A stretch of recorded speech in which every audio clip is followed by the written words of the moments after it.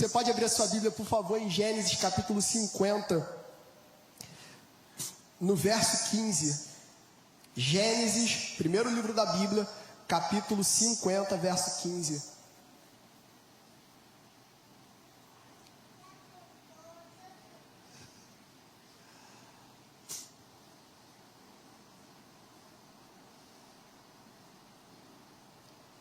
Você abriu aí na sua Bíblia? Se você não tiver com a Bíblia, está aqui no telão.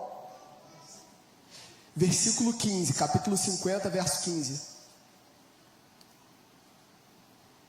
Vamos ter um tempo de oração? Você pode curvar sua cabeça, fechar os seus olhos.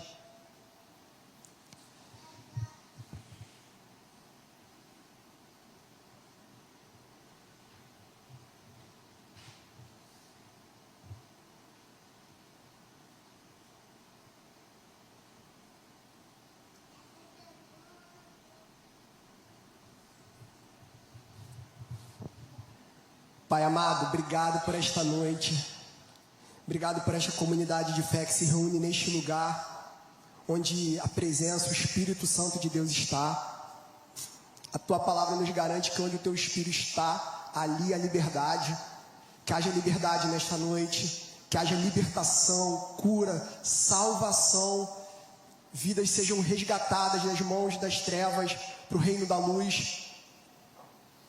Que seja um ambiente onde o Teu amor continue a transbordar, como nós cantamos nos louvores aqui, celebrando a graça, a bondade, o favor de Deus sobre a nossa vida, sobre a nossa casa. Obrigado, Pai, pelo ar que respiramos. Obrigado pelas amizades que construímos. Obrigado pela vida de Bruno e Natália, que pastoreiam essa igreja com tanto amor, com tanta intencionalidade, com tanta entrega e paixão, Senhor. Abençoa a vida dos Teus servos com poder, graça e provisão sobrenatural do alto sobre eles. E toda a equipe pastoral, toda a liderança, todos os voluntários que aqui se envolvem, que eles se sintam supridos em todas as áreas da vida para a glória do Teu nome, Senhor. É o que te pedimos, e enquanto meditamos na Tua santa palavra, que ela, por si só, sopre em nosso coração, que cada um precisa ouvir aqui, o que cada um veio neste lugar buscar da parte de Deus, que saia daqui transbordando de vida e alegria para a glória do Teu nome, Senhor, em nome de Jesus. Vamos ler juntos, queridos? Vai me acompanhando aí, por gentileza. Gênesis 50, verso 15. Vendo os irmãos de José que seu pai havia morrido, disseram: e se José tiver rancor contra nós e resolver retribuir todo o mal que lhe causamos? Então mandaram um recado a José, dizendo: antes de morrer, teu pai nos ordenou que te disséssemos o seguinte: peço-lhe que perdoe os pecados e erros dos seus irmãos que o trataram com tanta maldade. Agora, pois, perdoa os pecados dos servos do Deus do teu pai. Quando recebeu o recado, José chorou. Depois vieram seus irmãos, prostraram-se diante dele e disseram: aqui estamos, somos teus escravos. José, porém, lhes disse: não tenham medo. Estaria eu no lugar de Deus? Vocês planejaram mal contra mim, mas Deus o tornou em bem, para que hoje fosse preservada a vida de muitos. Por isso, não tenham medo, eu sustentarei vocês e seus filhos. E assim os tranquilizou e lhes falou amavelmente. Gente, essa é uma das histórias da Bíblia que eu mais amo, a história de José. Eu não sei quantos de vocês estão familiarizados com a história de José. A história de José, eu gosto de começar um pouquinho antes, lá com seu bisavô, Abraão. Abraão, o herói da fé, chamado de um amigo de Deus, um homem que saiu de um lugar organizado, estruturado, o que seria o melhor lugar da sua época para se viver em termos de riqueza, poder, organização, para ir para um local o qual ele não sabia. Como dizem Hebreus, foi sem saber para onde ia. Abraão é esse cara que até hoje é uma referência para a gente. Depois de Abraão vem Isaac, avô de José. Também um homem temente a Deus, um homem de oração. A Bíblia diz que ele orou dos 40 aos 60 anos para que a sua esposa Rebeca ficasse grávida. Então, uma família de oração. Isso aqui é uma família que hoje nós chamaríamos de uma família cristã, uma família de crentes. de gente que tem um legado de testemunho e fé, de relacionamento com Deus. Depois de Isaac, temos o pai de José, Jacó, um homem que errou muito, gente, que se envolveu em muitos problemas, que hoje nós chamaremos de famoso crente malandro, esperto, que sempre tenta dar um jeito. E chegamos em José. Mas antes da gente falar um pouquinho de José, e eu estou fazendo ainda uma introdução para discutirmos esse texto que lemos, você precisa entender o ambiente familiar das famílias bíblicas, porque muitas vezes é parecido com a minha casa e com a sua. Muita mentira, muita enganação, muitos segredos que ninguém pode saber, muitas coisas não ditas, muita falta de perdão, inveja, calúnia. E no caso de José, ele é criado num ambiente onde o pai dele tem 4 mulheres. Se administrar e lidar com uma é difícil, imagina com 4. E nesse ambiente, os filhos viram peça de manobra. Eu não sei se você foi criado ou conviveu em alguma família assim. Eu te digo que eu fui. Então eu sei o quão complicado isso é quando os pais jogam os filhos uns contra os outros. E José foi criado nessa casa onde os filhos são peça de manobra para validação da figura da mãe, etc., para o lugar da mulher no mundo. E Jacó está metido nesse meio. E Raquel, que é a mulher predileta das 4 que Jacó tem, ela levou muitos anos para engravidar. Ela não engravidava de jeito nenhum. Então, quando ela engravida, José é o filho esperado. É o filho que surge como fruto desse grande amor, dessa grande paixão que Jacó tinha por Raquel. E quando ele nasce, Jacó entrega toda a devoção, todo o amor dele a Jacó. É porque botou em vídeo com o Bruno. Jacó entrega toda a paixão a José. E ali, gente, o que acontece? Os irmãos percebem isso. E ele, não satisfeito com todo o amor, com toda a paixão, com toda a devoção que ele entrega a José, ele dá uma capa toda colorida, ornamentada, que destaca que José era um filho diferenciado de todos os seus irmãos. E a Bíblia vai dizer que isso gerou um profundo ódio e rejeição dos seus irmãos por José. E não satisfeito, José é um sonhador. E ele começa a sonhar, e não apenas sonhar, ele começa a falar dos sonhos dele. E ele começa a dizer: pai, mãe, gente, olha, família, é o seguinte, eu vi o sol, a lua e as estrelas se prostrando diante de mim. E o povo, a Bíblia diz que eles passaram a odiá-lo mais ainda. E eu fico pensando na minha cabeça, né? Aqui interpretação minha, tá, gente? Que José, quando ele pensou no sol, na lua e nas estrelas, ele só não contabilizou que entre aquele sonho e o cumprimento disso, ele ia ficar 13 anos sendo tratado como um escravo. E antes de entrar naquilo que eu me propus a falar para hoje à noite, eu quero já compartilhar isso com você. Deus tem sonhos, tem visões, mas nesse processo a gente é moído. Nesse processo onde temos uma palavra da parte de Deus, temos uma promessa e o cumprimento dela tem um moedor. A Bíblia, ela nos dá 3 elementos que aparecem do Antigo ao Novo Testamento: o pão, o azeite e o vinho. E os 3 são espremidos para sair a essência. E é assim que Deus faz na minha vida e na sua, para Ele tirar o que há de melhor de nós, daquilo que Ele quer produzir Cristo em nós. A gente precisa passar por esse processo, onde o nosso orgulho é tirado, onde muitas vezes a gente é quebrado, para ser reconstruído à imagem e semelhança de Jesus. E esse não é um processo simples e que José provavelmente com certeza não contabilizou. E a Bíblia vai dizer que José foi entregue, foi vendido pelos seus irmãos com 17 anos. E ele ficou preso dos 17 aos 30. Aos 30 ele vira governador do Egito. Nesse inteirinho ele é acusado de tentativa de abuso sexual contra a filha do seu senhor. Vai para a cadeia, ajuda um cara, pede ajuda um cara, o cara esquece dele, são mais 2 anos preso. Até que, e eu amo esse até que na palavra, até que o Senhor falou, chegou o tempo. Porque quando Deus diz chegou o tempo, ninguém pode dizer que não chegou. E gente, chega esse tempo, e agora José é o governador do Egito aos 30, a maior potência de sua época. E José vai assumir esse governo e administrar o Egito, e ele vai encontrar os irmãos 9 anos depois, ainda aos 39, ele encontra esses irmãos no período da fome na terra. E é com essa fome, é com esse ambiente que esses irmãos chegam de novo, envolvidos em mentira, envolvidos em uma série de coisas. Feito esse inteirinho, eles trazem Jacó fica 17 anos com José, e agora Jacó vai morrer, José aos 56 anos de vida, um homem já vivido, experiente, e a gente chega nessa passagem, vendo os irmãos José que seu pai havia morrido, disseram, e se José tiver rancor? Porque quem não anda com Jesus não entende a graça que opera dentro de mim e de você. A graça para perdoar o imperdoável. A graça para dar uma segunda, uma terceira, uma quarta chance. A graça para permitir que a vida recomece muitas vezes.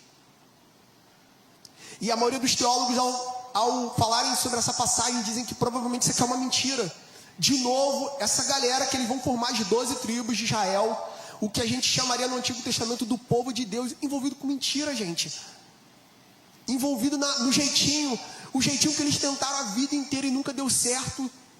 Eles estão esse povo aqui que é o povo de Deus, igual eu e você somos, tentando dar um jeito em vez de confiar na graça do Senhor. Em vez de confiar no cuidado de Deus. Eles não entendiam, porque quem não anda com Jesus não entende o conceito de perdão, de amor, de bondade, de misericórdia. E esses caras, apesar de serem o povo de Deus, parte do povo de Deus, eles não entendem isso, então eles precisam criar uma artimanha. Mas José é um homem que ele é uma representação de Jesus. Então eu quero estudar e meditar com você nessa noite sobre 3 características de todo aquele que é um agente da graça de Deus no mundo. José era um, por isso ele é uma representação de Jesus, e Deus também nos chama para nos tornarmos no nosso ambiente de trabalho, de estudo, familiar, vizinhança, agente da reconciliação. Paulo vai dizer que Deus nos deu o ministério da reconciliação. Então, para reconciliar alguém com Deus, eu preciso estar reconciliado com Deus, comigo mesmo, com a minha família. Então é em cima disso que nós vamos meditar no verso 19, 20 e 21. Verso 19: José, porém, lhes disse. Irmãos, a primeira coisa é que todo aquele que anda com Deus tem sempre um porém. Todo mundo fez isso. O fulano, porém. Todo mundo estava caluniando, falando mal, criticando. O fulano, porém. E José entende isso. A Bíblia vai dizer, José, porém, lhes disse: não tenham medo, estaria eu no lugar de Deus. Primeira característica de um agente da graça: ele tira o medo. Nenhuma relação honesta, verdadeira, genuína se sustenta onde há medo. Meus irmãos, o amor não prospera onde há medo, onde há insegurança, onde há vergonha, não prospera. Não tem como ele se desenvolver e dar bons frutos. Porque o amor, ele corta tudo que é verdadeiro, tudo que é autêntico, tudo que é genuíno. E a pergunta que fica no meu coração para essa noite: que áreas da sua vida você tem medo? Que áreas do seu coração que só você e Deus sabem há medo? A Bíblia vai dizer em 1 João 4,18 que o perfeito amor lança fora todo medo, porque todo aquele que teme não foi aperfeiçoado no amor, porque o amor pressupõe castigo. Que áreas da sua vida você precisa mandar o medo embora? Que áreas da vida você ainda está tentando controlar? Que áreas da sua vida, assim como esses irmãos José, você está tentando dar o teu jeitinho? Que áreas da sua vida você falou: Deus, pô, obrigado, mas aqui quem toca sou eu, quem cuida disso sou eu. Deus, aqui não, pode deixar que eu resolvo. Que áreas da sua vida, você que está nos ouvindo em casa, você precisa dizer: Senhor, cara, de cara, isso é uma coisa que eu aprendi em momentos como esse, que de cara vem alguma cena, alguma questão na mente. Você precisa tirar o medo. Sabe, lá na igreja a gente trabalha com adolescente. Como há medo nas famílias: meu pai não vai entender, minha mãe não pode saber disso. Ai meu Deus, nunca ninguém vai entender o que eu estou sentindo. O quanto eu atendo casais, famílias. Quantas vezes a esposa, o marido: não, minha mulher, se ela souber, ela se mata, ela surta, vai acontecer alguma coisa. Não pode.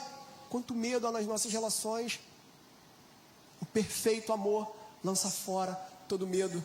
E José entendia isso. Então a primeira característica de um agente da graça, da reconciliação, é mandar o medo embora. Estaria eu no lugar de Deus? Ele sabe que o nosso Deus, o nosso Senhor, Ele é o Senhor da justiça. A Bíblia diz em 1 Pedro que Jesus, quando Ele era ofendido, Ele não retrucava, antes se entregava àquele que julga retamente. Irmãos, somos ofendidos, não somos?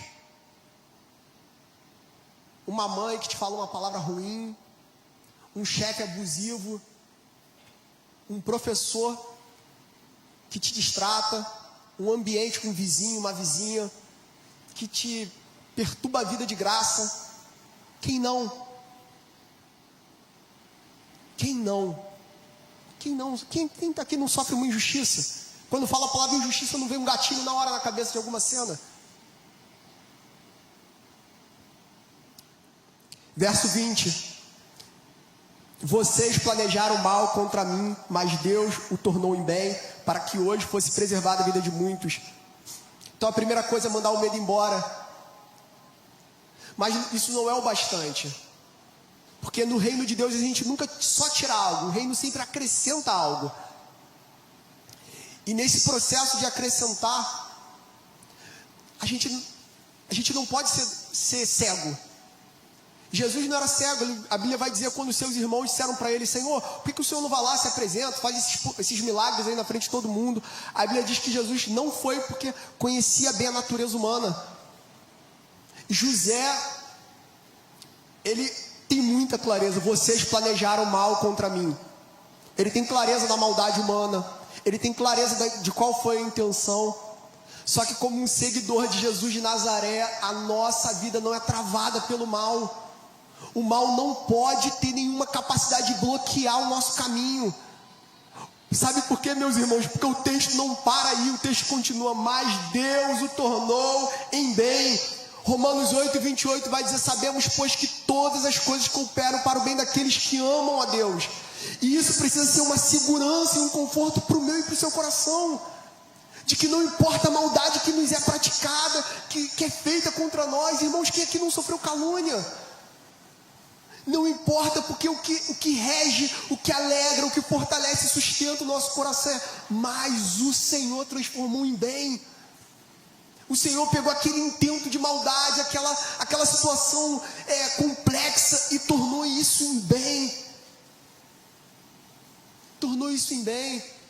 Então, se o nosso Deus, que é o nosso Pai, tem esse poder e essa capacidade de pegar os cenários, os ambientes mais caóticos da nossa vida e transformar em bem, isso não pode nos paralisar.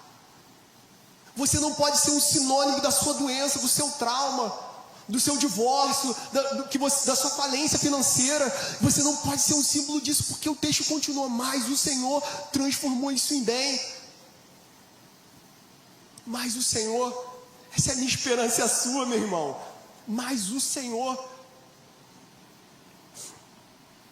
para quê? E esse para quê indica uma finalidade. Hoje fosse preservada a vida de muitos. Sabe, meus irmãos, você pode ficar embolado nos seus medos, na sua amargura, que ninguém me entende, que ninguém consegue ver realmente o que eu estou passando. Ou você pode permitir que Deus pegue a tua experiência, seja ela mais dolorosa, feliz, boa, negativa, e transforme isso como um caminho, um meio, uma ferramenta para a salvação de muitos, que foi o que Ele fez na vida de José.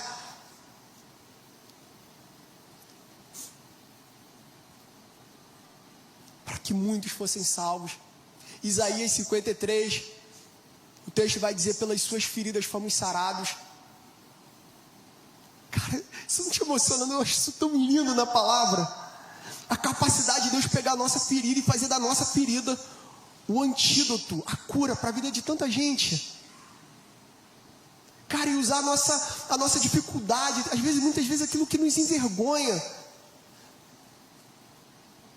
aquilo que a gente não gostaria que ninguém soubesse. E quando a gente entrega aquilo para Jesus, Ele pega aquele elemento, talvez aquele adultério, aquela traição, aquela falência financeira, e de repente você está ajudando pessoas que estão passando por dificuldade em relacionamento. Você que teve problema com seus filhos, agora você está ajudando outras mulheres, outros maridos a cuidarem dos filhos. Porque é assim que Deus faz. Assim como Ele fez com Jesus, o nosso Senhor, Ele também quer fazer com a gente. para que hoje fosse preservada a vida de muitos. Então ele tira o medo, embora com consciência ele ancora a fé e a esperança dele em Deus.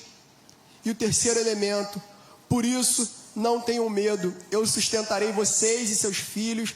E assim os tranquilizou e lhes falou amavelmente. Quando você volta lá naquela passagem que vai contar sobre José e os sonhos, a Bíblia vai dizer explicitamente que ele falava mal das maldades dos seus irmãos ao seu pai. Então José olhava para aqueles irmãos e sabia quão ruins os caras eram já. Só que agora é outro José, é um homem que passou pela cruz. E todo aquele que passa pela cruz é transformado por ela. Esse homem que passou pela cruz agora é um homem manso. E manso não significa frouxo, manso significa o poder domado. Esse homem consegue olhar para esses irmãos que de novo estão tentando outra astúcia aqui, e lhes falou amavelmente. Todo agente de reconciliação, todo aquele que é um seguidor de Jesus, que anda com Jesus, tira o medo. Embora consciente do mal, não se ancora na maldade, foca na soberania de Deus sobre os males da vida, mas também não para aí. Ele dá frutos de bondade. Porque 1 Coríntios 13 vai dizer que o amor é paciente, o amor é bondoso. É a segunda característica apresentada. E esse é o convite de Deus para a gente aqui hoje. Para quem você precisa manifestar bondade? Quem que te fez mal, que te feriu? Você precisa sair daqui transbordando bondade, porque você encontrou a graça. Porque você encontrou o favor de Deus. Aquele trauma não te paralisa mais. Aquele elemento de vergonha tá na cruz, foi levado pelo Cordeiro de Deus. Você encontrou a paz em Jesus. E porque você encontrou a paz, você pode externalizar bondade. E bondade não é sentimento, bondade é ato. E sabe, irmãos, isso aqui pode parecer coisa de maluco, mas os maiores honras da palavra de Deus foram dados àquele que diante da rejeição, da vergonha, da humilhação, agiram com bondade. Davi e Saul perseguiu Davi por anos. Quando Saul morre, depois de ter perturbado a vida de Davi por muito tempo, ele escreve um cântico que ensina um poema em todo Israel a cantar em honra a Saul. Depois honra também Mefibosete, filho de Jonatas. Ana, mãe do profeta Samuel. A mulher que seria hoje chegar na igreja, se ajoelharia aqui no púlpito em oração, angustiada porque ela não conseguia engravidar. Chega o pastor da igreja e fala: sai daí, sua bêbada. Isso é a hora de uma mulher estar bêbada. Imagina você volta nessa igreja. Você voltaria numa igreja que você está ali ajoelhado em oração, chorando, e o pastor te chama de bêbada? Você volta, minha irmã? Volta nada.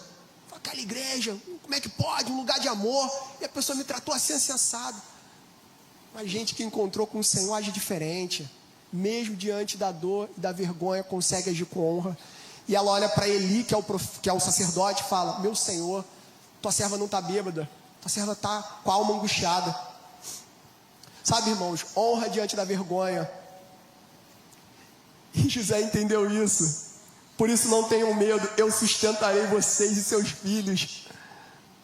Gente, José sofreu muito por 13 anos, mas ele desfrutou da bondade de Deus materializada por 80.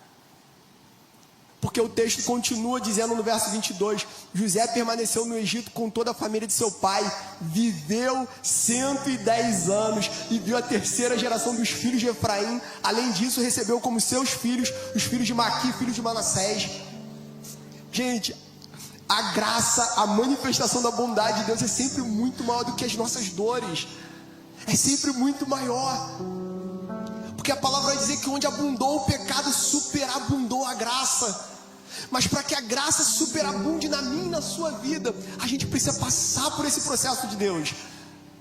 E a gente precisa passar com o coração disponível, leve, entendendo e confiando como José, que o meu Deus é o meu Pai, e o meu Pai me ama, e porque Ele me ama, Ele cuida de mim, Ele me dirige. Como diz lá em Salmos, que esse Deus é o nosso Deus e Ele será o nosso guia até o fim. Se continuarmos o texto que encerra o livro de Gênesis, é José olhando para os seus descendentes dizendo o seguinte: nós não vamos ficar no Egito porque Deus tem promessa para a nossa vida. E a promessa dele de que temos uma terra prometida. E quando vocês forem, não me deixem aqui, levem os meus ossos, porque se tem um lugar para eu descansar é na terra prometida, e é para lá que eu vou. Esse é o nosso destino, a terra prometida, onde mana leite e mel. Não porque eu e você mereçamos nada, mas a graça. Porque onde a graça chega, ela cura relações. E onde as relações são curadas, a vida ela começa a fluir melhor. Porque amor, a bondade, a perdão, a compaixão, a segunda chance, a terceira chance, a quarta. O chão é afofado para quem cai não se machucar. Porque a graça opera ali. E eu não sei você, gente, mas eu quero viver nesse mundo de graça. Eu quero ser um agente da reconciliação. Eu quero que a minha filha tenha sempre mais uma chance para caminhar na presença de Jesus. E a Bíblia diz em Eclesiastes que o fim é mais importante que o começo. Então eu quero terminar bem. Eu quero terminar superabundando a graça. Superabundando a graça. Você também, meu irmão? Você também? Fica de pé no seu lugar. Tira o medo. Que área da sua vida tem medo? O que você precisa ver e você não está vendo? Que áreas da sua vida você precisa trazer luz? Pedir discernimento do Espírito de Deus, porque você está tentando se fazer de cego, de cega, para não ter que lidar com aquele problema. Faça como José, tenha clareza. E quem você precisa manifestar bondade? Amor, um ato de carinho. Donos, eu vou voltar lá na minha mãe sempre me tratou tão mal, meu pai, aquele irmão, aquele chefe que me destratou, não olho nem na cara. Não, você encontrou com o amor. O amor te encontrou. E se o amor te encontrou, você é um agente dele. Você é um agente dele. Pai, obrigado por esta noite. Obrigado por esta noite, obrigado porque se chegamos até aqui, porque o amor nos alcançou. É porque o Senhor nos encontrou lá onde a gente estava, como diz a tua palavra, mortos em nossos delitos e pecados, e nos trouxe até este lugar, até esta comunidade linda, onde a gente pode adorar, levantar nossas mãos, te buscar de todo o coração, cantar, ter irmãos, ter gente que chama a nossa atenção. E isso já é uma baita manifestação do teu amor e bondade. Mas que não pare aqui, Senhor, porque tudo que Deus faz não pode morrer em nós, mas que encontre através das nossas mãos, dos nossos braços, da nossa boca, do nosso recurso financeiro, uma continuidade para abençoar outros, assim como o nosso Senhor fez, que não viveu para si, mas que deu a sua vida em favor de muitos. Usa o nosso bolso, Senhor, para manifestar a tua bondade. Usa a nossa boca, não para sair palavras de morte, palavras que depreciam pessoas, mas para ser boca de vida. E abençoar a vida nos nossos filhos, nos nossos casamentos, no ambiente de trabalho, porque nós não somos gente moldados pelos ambientes, mas nós modelamos o ambiente pelo amor de Deus, pelo favor, pela liberdade que há no Espírito Santo. E que assim seja para a glória do teu nome, te pedimos, Pai, em nome de Jesus. Amém.